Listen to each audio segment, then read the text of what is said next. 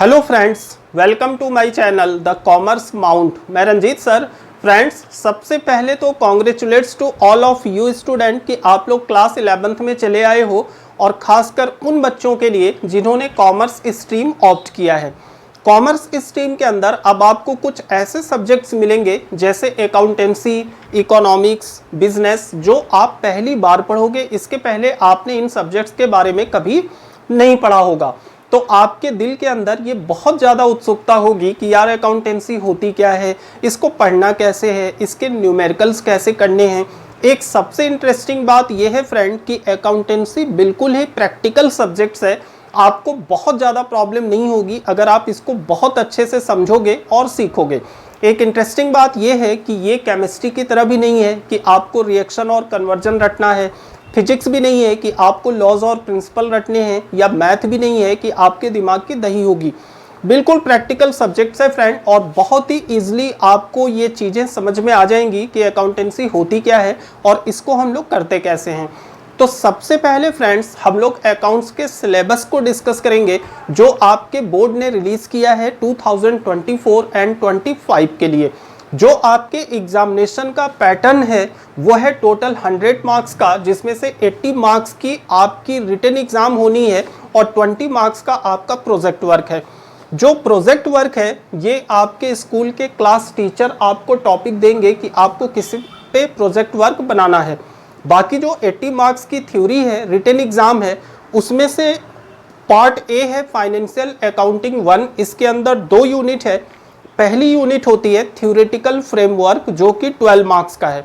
इसमें आपको जो थ्योरी अकाउंट्स से रिलेटेड है वो पढ़नी है कि अकाउंट्स का डेफिनेशन क्या है, बेसिक प्रिंसिपल क्या है, अकाउंट्स के एडवांटेजेस क्या हैं, इसके यूजेज क्या हैं।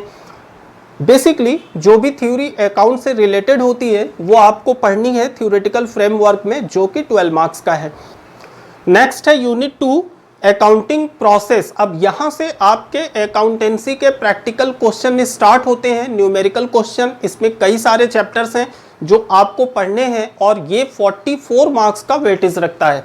जो part be financial accounting second है, उसके अंदर आपको 2 चैप्टर पढ़ने हैं। फर्स्ट है financial statement of sole proprietorship, और सोल प्रोप्राइटरशिप का मतलब होता है फ्रेंड कि जब कोई एक सिंगल पर्सन किसी बिजनेस को ऑपरेट करता है तो उसको हम लोग सोल प्रोप्राइटरशिप कहते हैं।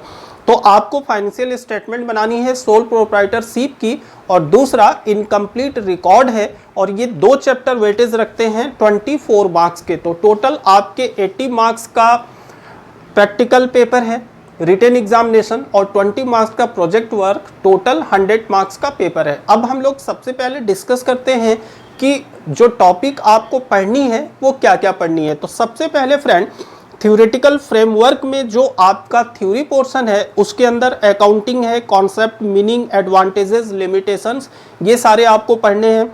उसके बाद बेसिक अकाउंटिंग टर्म्स पढ़ने हैं कि अकाउंटेंसी में जो जनरली टर्म्स हम लोग यूज़ करते हैं, जैसे सेल हो गया, परचेज हो गया, एक्सपेंसेस हो गया, इनकम हो गया, जो बेसिक टर्म्स होते हैं वो आप लोगों को पढ़ना है। उसके बाद फाइनेंशियल अकाउंटिंग एजम्पशंस है, जिसको हम लोग गैप कहते हैं, जनरल एक्सेप्टेड अकाउंटिंग प्रिंसिपल, मतलब आपको अकाउंटेंसी के प्रिंसिपल्स को पढ़ने हैं। एंड सिस्टम ऑफ अकाउंटिंग, जिसमें से आपके 2 बेस होते हैं, cash basis and accrual basis. Accounting standard as पढ़ना है, और जीएसटी पढ़नी है, जिसको हम लोग गुड्स एंड सर्विस टैक्स कहते हैं। नेक्स्ट है यूनिट 2 अकाउंटिंग प्रोसेस। अब यहाँ से अकाउंटेंसी के न्यूमेरिकल चैप्टर आपके स्टार्ट होंगे, जिसमें आपको बेसिकली वाउचर्स के बारे में पढ़ने हैं, ट्रांजैक्शंस के बारे में पढ़ने हैं, जो सोर्स डॉक्यूमेंट होते हैं। उसके बाद आपको रिकॉर्डिंग में आनी है सबसे पहले जर्नल, फिर स्पेशल पर्पस बुक्स है, जिसमें से आपके पास परचेज बुक होगी, सेल्स बुक होगी, purchase return, sales return, journal proper. And इसके बाद लेज़र पढ़ना है। लेज़र में आपके पास बैलेंसिंग ऑफ अकाउंटिंग है। उसके बाद नेक्स्ट चैप्टर है bank reconciliation statement and depreciation, provision and reserve depreciation के मेथड्स। 2 मेथड हैं आपके पास, एक WDB, एक SLM। उसके बाद trial balance and rectification of errors, जिसमें आपको सस्पेंस अकाउंट भी पढ़नी है कि ट्रायल बैलेंस क्या होता है, उसको रेक्टिफाई कैसे करते हैं हम लोग जो एरर्स होते हैं, और सस्पेंस अकाउंट के साथ।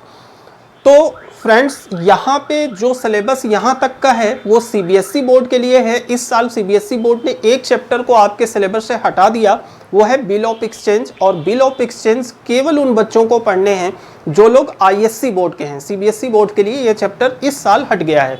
नेक्स्ट जो पोर्शन है आपका वो है पार्ट बी फाइनेंशियल अकाउंटिंग 2, जिसके अंदर आपको 2 चैप्टर पढ़ने हैं। जो फर्स्ट चैप्टर है वो है financial statement of sole proprietorship. इसके अंदर आपको ट्रेडिंग अकाउंट पढ़नी है, प्रॉफिट एंड लॉस अकाउंट पढ़ना है और बैलेंस शीट पढ़नी है। एक चैप्टर विदाउट एडजस्टमेंट है और दूसरा चैप्टर विद एडजस्टमेंट है। इसके बाद जो नेक्स्ट चैप्टर है वो है इनकम्प्लीट रिकॉर्ड, जिसको हम लोग सिंगल एंट्री सिस्टम भी कहते हैं। तो ये था आपका कंप्लीट सिलेबस फ्रेंड 80 मार्क्स का, जो आपके एग्जाम में आने हैं। इसके अलावा 20 मार्क्स का प्रोजेक्ट वर्क है, दैट इज टोटल 100 मार्क्स की आपकी अकाउंटेंसी है।